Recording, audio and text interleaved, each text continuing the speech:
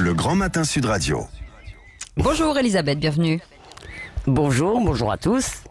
Alors, Elisabeth, vous voulez revenir dans votre regard libre ce matin sur l'ouverture d'une enquête judiciaire par le parquet de Paris contre Valéry Giscard d'Estaing pour, on le rappelle, ceux qui auraient raté le film, agression sexuelle.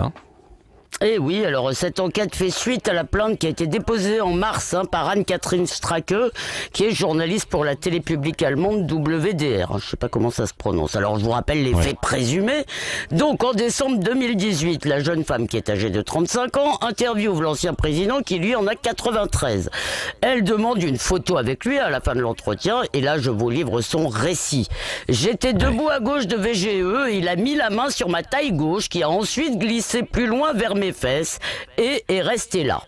Elle tente ensuite de repousser, donc sans y parvenir, dit-elle, cette main, une main de fer sans doute. Ils font une deuxième photo, il récidive. Alors pour faire diversion, le caméraman essaye de renverser un abat-jour et à la fin, pour, disons, accroître encore son crime, VGE aurait susurré à l'oreille de la journaliste « Faites de beaux rêves » en allemand. Bon, elle rentre à Cologne, elle raconte l'incident à ses chefs qui mandatent un cabinet d'avocats tout de même, lequel se fend d'un rapport de 13 pages et d'une lettre de protestation. Alors, et ensuite, après MeToo, la jeune femme décide de saisir la justice. Donc l'enquête devra déterminer bien sûr l'angle formé par la main et la fesse, le temps passé par l'une sur l'autre, son trajet et la pression exercée. Oh là, évidemment, tout ça est très complexe. Alors, ça dit, c'est vrai que Valéry Giscard d'Estaing a toujours eu, Elisabeth, une réputation d'homme à femme. Ah oui, d'ailleurs c'est une réputation qu'il a entretenue. Il a écrit plusieurs livres assez coquins, dont un racontant la liaison d'un président avec Lady Di.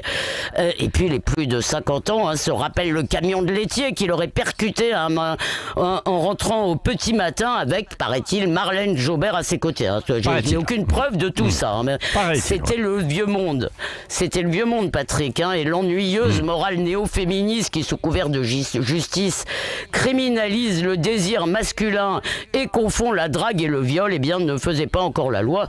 Les Français peut-être étaient même fiers d'avoir un président qui aimait les femmes et qui d'ailleurs a fait progresser leurs droits probablement plus qu'aucun autre.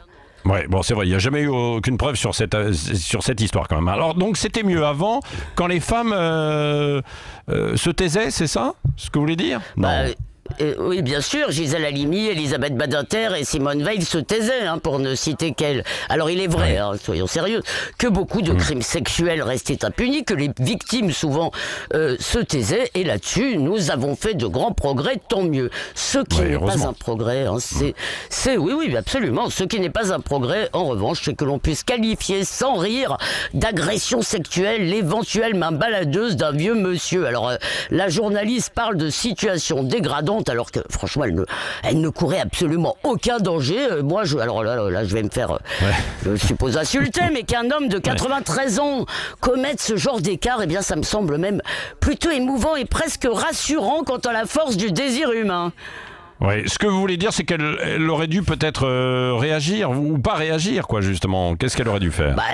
Moi, je pense qu'elle aurait pu remettre évidemment la main en place, avec une blague bien sentie. Elle aurait pu traiter le coupable de vieux cochon. Elle aurait même pu se payer sa tête dans le canard enchaîné. Mais non, là, il faut saisir la justice, ouvrir une enquête. Pourquoi? Parce que, nous dit-elle, les Français ont le droit de savoir. Oui, bien écoutez, s'agissant d'une aussi dérisoire affaire de fesses, non, nous avons surtout le droit de ne pas savoir.